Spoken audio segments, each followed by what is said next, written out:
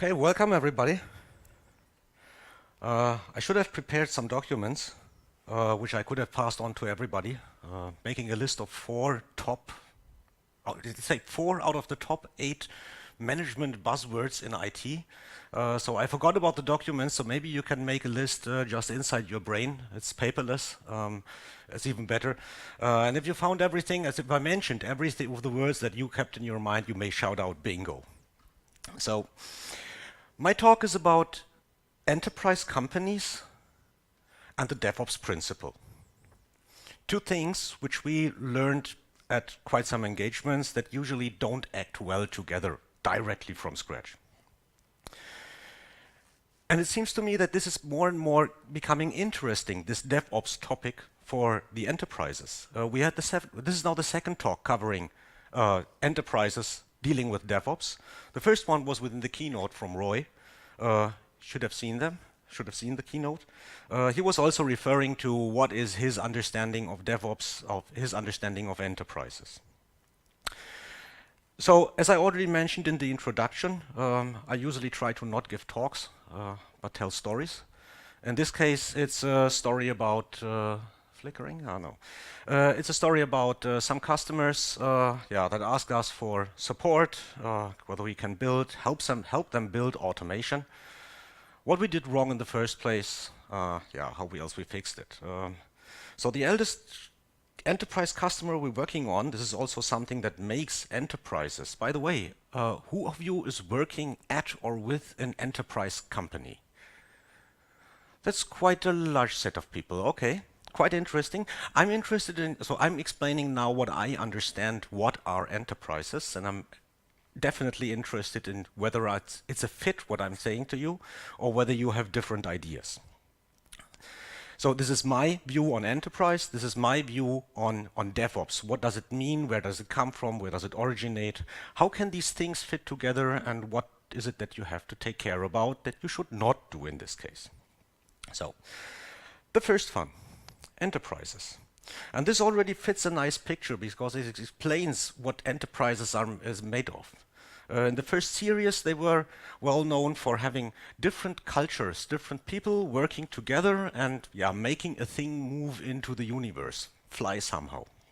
There was always the captain and his crew, and that was already DevOps, what they did in parts, at least in parts, because the captain was not someone who was always standing in the back of his people. So I don't like managers standing directly at my back, because usually I'm within IT, which means I'm at somehow a front barrier, so there's shooting taking place.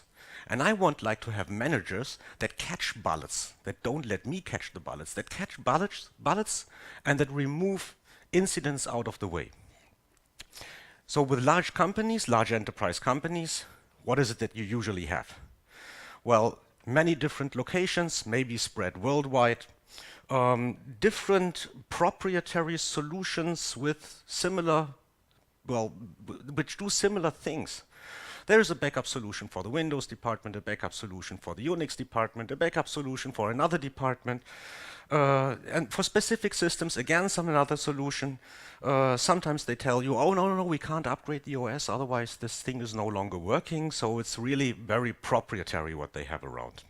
And of course, since enterprises are always elder companies, they are on the market for quite some time. They do IT for quite some time. They also have lots of old hardware and lots of old software around. So how did enterprises now build their organizational structure to deal with that? They say we have 20,000 employees, 40,000 employees, so we need management levels. So you have different management levels, and of course you say we have to separate responsibilities for certain things. We can't just let all people do everything. Not everybody may commit or to change something in production. That's impossible. They have quite a high support volume because usually enterprises say, we want to have a supported software version because in case that something is not working, we would like to have the possibility calling someone who immediately gives us support. Well, which in fact means they're building silos. So there's one silo for a specific application, the next silo for a specific operating system, a next silo for hardware, a next silo for virtualization. So even in the IT department by itself. So people doing backup not talking to people who do database upgrades, for example. So this is the generic IT thing, which we usually see taking place in enterprises.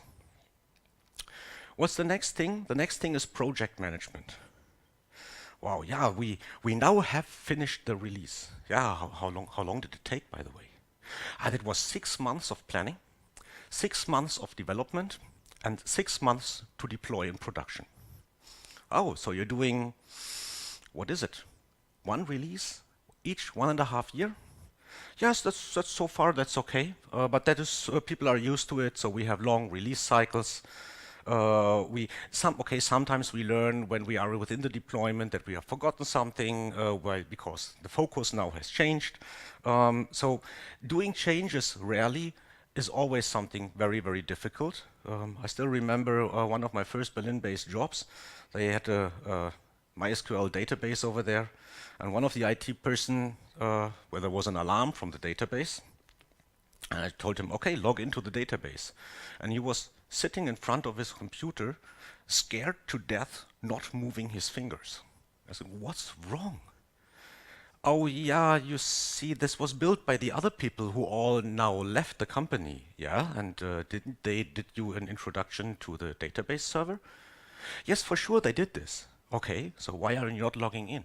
Because they mentioned that this is a highly critical system and you should work very, very careful on that system. How do you ever do something on the MySQL database server? Oh, we don't do anything on that server. Wow, okay. So we made a plan saying, okay, what is it that in case that the hardware is broken? Then we are screwed. Do you have a plan for not being screwed, or at least being screwed for a short period of time only? So meantime to fix something. And I said, yes, there's a wiki page. Oh, you know what the term wiki stands for?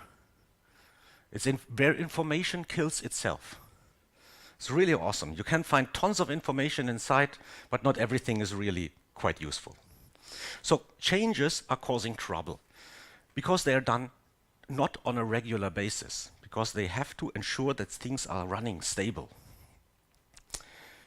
So this is my view on what is it that makes enterprises, at least from an IT perspective. The other thing which now comes up is people asking us, we want DevOps. So where can we buy it? How much does it cost? When is it implemented? What's my return on invest? When do I get my money back, the invest that I do initially? Who of you believes has a full understanding of DevOps?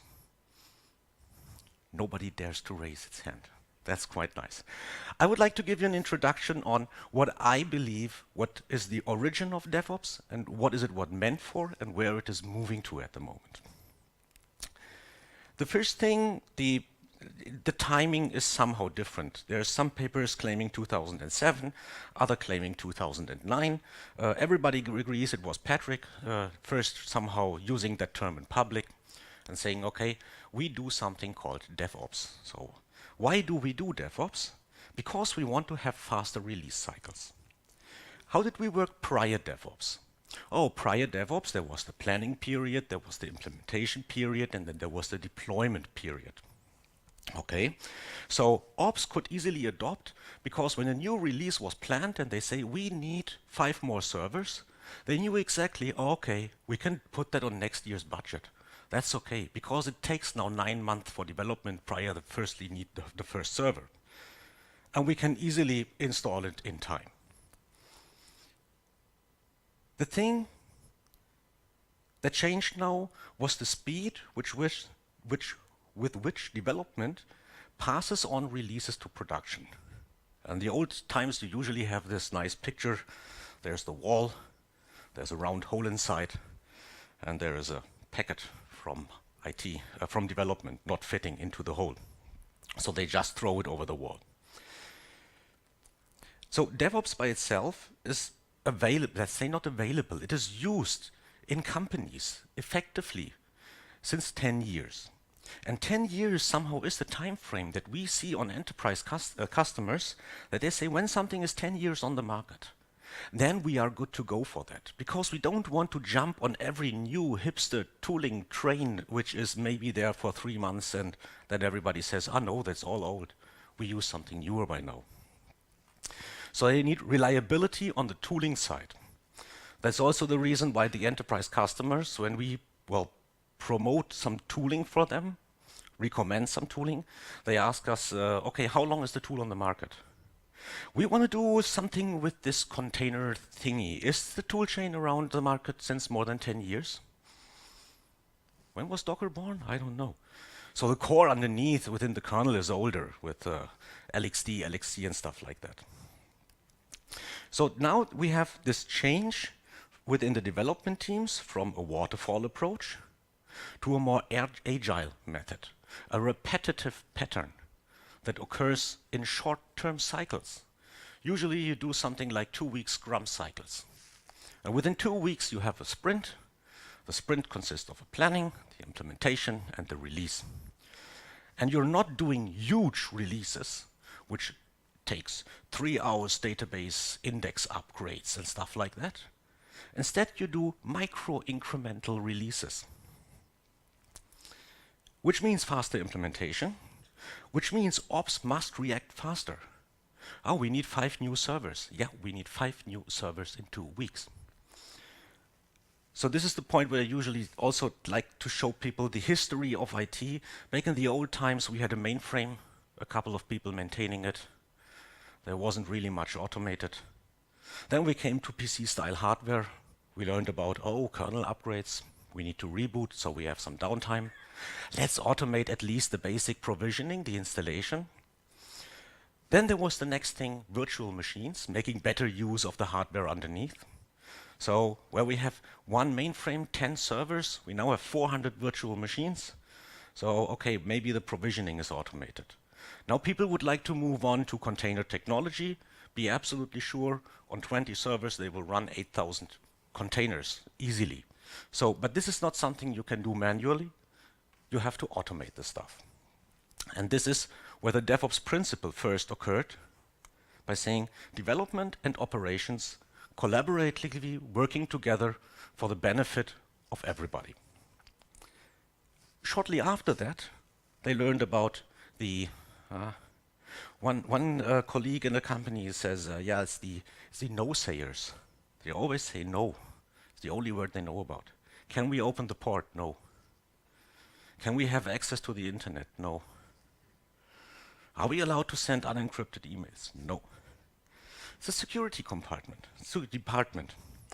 And now we collaborate, we learned with collaboration between developers and operation is working smooth. It's really working nice. Everybody is again having fun while being at work, which is basically the most important thing. And now people started, let's get security directly into the planning phase with us. So we can discuss what is it that we want to do, and they should not continue saying no, they should come up with ideas and solutions. The next thing comes up with, we have fast changing infrastructure. Yeah, how about the network? We telnet into a system, we do a conft, we copy it into an editor, we modify and we copy it back to the system. Wow, quite error prone.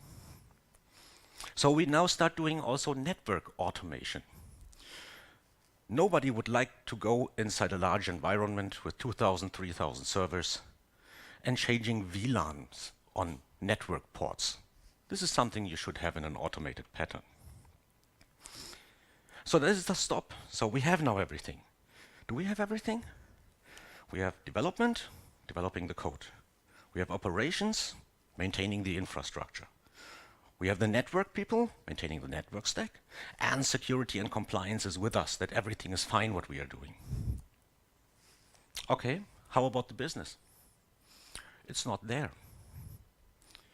What's the important thing we need from business when we want to do DevOps?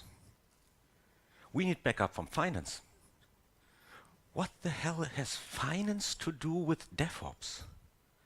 Well, DevOps people would like to do things faster. The fastest thing they see internally is go out to public cloud. But this has an impact on finance. finance now, this is the problem. The first problem we also see when it comes to DevOps implementation at enterprise companies. There is new wording in place. We need a translator. That was a weird meeting. Have you heard what they were talking about? Yeah, CAPEX, OPEX. Who has heard about these terms? 1, 2, 3, 4, 5, 8, 10, maybe 10 people here. Okay. It's capital expenses versus operational expenses. It's a huge impact for finance. And it's a difference when you buy a server, it's a capital expense. When you go to the cloud, it's an operational expense. So it's definitely a difference. So they want to learn and understand what is it that you would like to implement, so we can do cost analysis and tell you what is more cheap for us from a finance perspective. Who else do you want to have inside? The management. We forgot about the management. We forgot about the leaders of a company. The leaders of a company, again, have different wordings. Don't go for them with meltdowns, spectra, kernel updates, database migrations, virtual hosts. What? I know we're doing real business here, nothing virtual. But instead they use terms like time to market, return of invest. So they want to know we were spending money. When do we get money back? When can we have the possibility of doing the new promotion so that we get new customers on our platform? So what we really need is something like the DevNetSec bis FinOps, but that's a word that nobody can remember. So we just name it DevOps, but in reality we refer to the whole company as it's completely. Okay, now this is something where enterprises really have their difficulties. So should the top-level management talk to every developer? Wow, 50,000 direct reports? Have you ever tried dealing with 30 or 40? 50,000 is impossible. For doing so, the DevOps principle also mentions some, to get an understanding for everybody, each of the different departments, to get an understanding on what is it that we want to do. We found some high-level objectives that we can say these are remarkers of what is DevOps at all. The first one, so there's a Roman politician, Cicero, living back in 45 before Christ, and says culture is the highest possible ideal for human development. So it's the best thing you can do, at least from an ideal perspective. Yeah, so we have to change culture. And back there on the posting, someone said you can't change culture. You can change behavior. Yeah, but this is where we have to dig into. We have to deal with the behavior of the people that would like to do DevOps. It's no longer the us and them.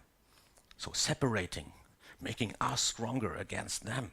No, it's only together we can be successful. The next thing definitely is automation.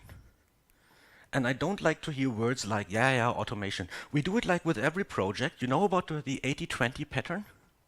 So 80% of the things can be done in 20% of the time. So we always do 80%. And then we come to companies and ask the people, how about your job? How about your work? Is it working? Is it nice? Are you happy with it? Do you have a requirement for automation? You're asking really weird questions.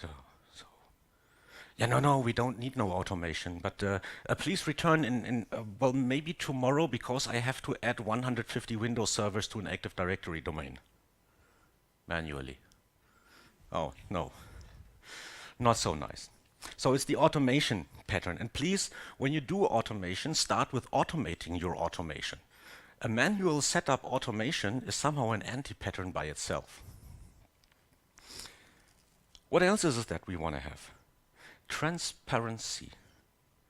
Development would like to see statistics regarding its application. Finance would like to see regarding data from the application which are finance related, or even from AWS. How is the money burning rate going on? Is it lower? Hopefully. The business would like to have transparency. So in effect, it's all about data. Gathering, collecting, and visualizing data for everybody inside the company. For security, for operations, well, basically operations does this quite some time. You get your metrics on CPU usage or network traffic. You just collect some more metrics. And the last thing is the agility, which is this reoccurring pattern. Always, what are my requirements? Are my requirements still met? No. I have to adopt. Yes, so please adopt. Again, measure the requirements. Are my requirements met? Here they call it like plan, do, check, and act. You might find other acronyms describing the nature of DevOps. Back in 2011, I suppose, a DevOps meeting somewhere in the United States West Coast, someone was referring to DevOps as CAMS. So culture, automation, metrics, sharing. Well, the metrics and the sharing, this is the transparency, but I'm missing the agility at the CAMS thing. Unluckily, in English language, culture is written with a C and not a K. I already had a check. In Lithuanian, it's also written with a K. This is fine. Because anybody experiences regarding martial arts? No? Oh. Okay, because when you write it with a K, you can say this is the DevOps kata. So the kata is the repeating learning pattern you do in Japanese martial arts. This is where you go to a dojo and you usually do your kata around there. And people adopted this term by saying, okay, let's do a code kata. It's a repeating pattern for learning. So it's always about learning. Am I still knowledgeable enough to maintain that platform? No, then you have to learn something new. The platform changes. So have you to change. The business has to change, security has to change, tooling changes. Everybody needs a change. So this is basically the DevOps principle, saying it's a collaborative workspace with permanent changes. Running in silos, which are reluctant to changes. So this is where it comes to what are the challenges that we now have implementing DevOps at enterprises. Many departments, shared responsibility, non-shared responsibility, basically is non-shared responsibility.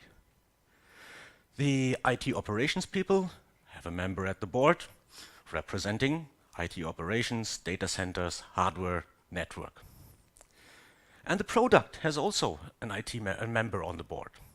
He's responsible for new features, new releases, new applications.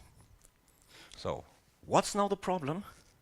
On one hand side, you have the developers who have to report to the board in terms of the product manager, and you have the IT ops people reporting to the IT manager.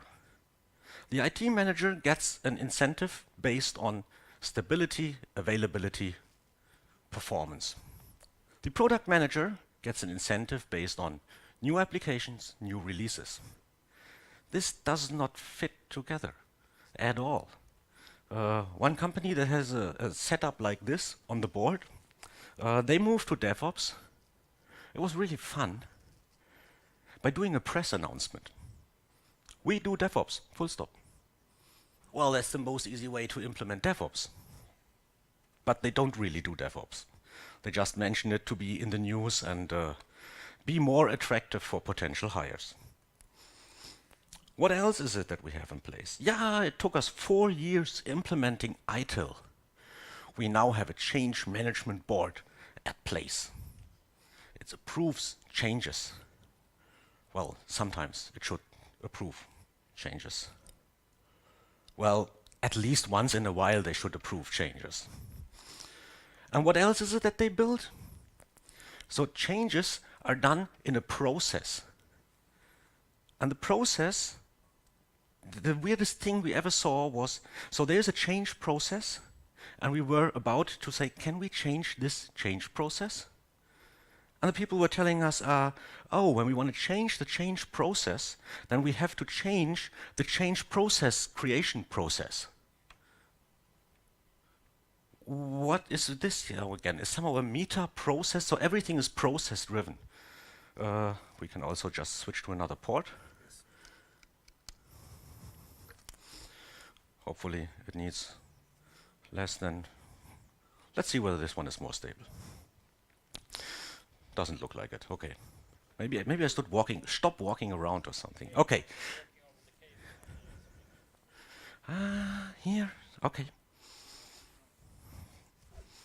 I'm between the cables now. So what else are the problems with these enterprises? They always have high planning effort. Okay, what is it that you want to do? Oh, we want to automate now that systems are no longer needed to be added manually to the Active Directory. Okay. Yeah, let's start doing. No, we have to do a plan. We have to follow the process. We first have to create the plan, and then we can think about an implementation. And when we have thought about the implementation, we can think about starting the application, and maybe we even think to release the change. So they always are thinking. And on the other hand, people are saying, oh, we don't have to change something, it's working. So there's two different patterns from the people perspective. One hand was, in the beginning, new employees, they were eager, saying, oh my God, I have to manually add systems to a domain. I can automate that. But then they are refused in this change, and the company tells them, no, there's a process. So they somehow forgot about automating the stuff. They're just doing their job because they said nobody was interested in listening to me. So I'm just doing this job and adding Windows systems to domains. Yeah. With the people, on the other hand, there are people who say, oh, wait, I'm busy with adding Windows systems to domains. And what is it that I do afterwards when that's automated? I'm losing my job, I don't have anything to do. So we saw plenty of people whose main purpose being there in the company have been automated, and no one of these was forced to leave the company because there's always new stuff to do because there is a huge backlog you have next to you. Another thing is people saying, this DevOps, this is just bingo, management buzzword bingo. So it's nothing really that brings us forward. We're good enough as we are. Okay. You have everything under control, you have your monitoring solution. With the actual setup, you are ready for tomorrow, then everything's fine, then don't do DevOps. Yeah. If you're not fine, you should change something. What is the problem with the management? Usually they should be there to push changes. To say, this is the vision. We had the term by today, the vision. So what's the vision of the company? They have to, of course, for stakeholders, provide stability, productivity, positive finance cash flow. And of course, they're not doing everything by themselves. They define responsibilities and pass responsibilities to their team members. So what is it that we do wrong on some customers? The first thing we learned, when you talk to a certain level about things which needs to be done, cross-check with the people that do the work whether this really is their biggest problem they are having. So we were wondering what's wrong here with with the people. The management, the product management always told us this is the biggest issue we have since years. We want to get rid of this. We want to have something different. And the people who really do the work said, no, this is not a weird problem. Well, it's the only problem project management can remember. Yes, because there were plenty of problems. So expectations on what is an outcome, expectations on what is an issue, they are different amongst hierarchies and sometimes even different amongst teams. One thing was we learned, when we do DevOps, we have a strict cost analysis. We know exactly how expensive a platform is because we are moving to a public cloud. When you really do DevOps, you can't predictively say how much does it cost running this application on Amazon, maybe for the production systems. But the development, be sure, when it's like opening Pandora's box, so there's one VM out, then there's thousands flowing right after it. And sometimes you have people who say, oh, change. I'm so happy that nothing has changed for 10 years. And now you're coming and you want me to change. No, I find ways to prevent this change. So never underestimate these powers that people have from being reluctant to changes. Other customers showing up saying, we've heard great things, we attended conferences. By the way, who's here for the third time at DevOps Days, at DevOps Pro Vilnius? 1, 2, 3. Who's here for the second time? So, okay. So at least the people for the third time, your learning period is over. So maybe for next year, you can submit a talk for DevOps Pro Vilnius 2019. Everybody is interested to learn what you saw in the past 2 years.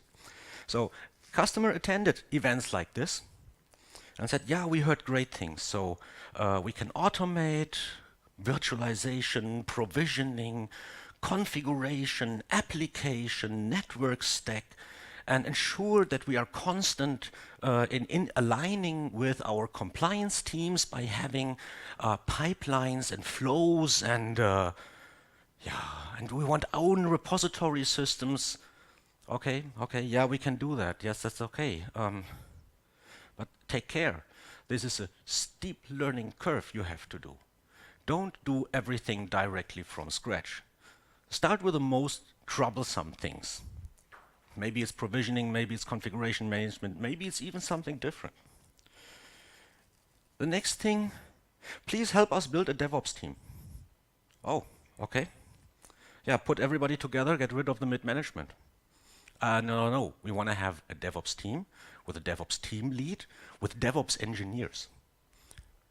What is a DevOps engineer? He must be good at networking, Java coding, Go coding, Linux, Windows, AIX, Solaris operating systems. He must be good at finance, CAPEX, OPEX thingy. He must be a real good project manager. And, how do you usually call them? Scrum Master. So 5 different roles.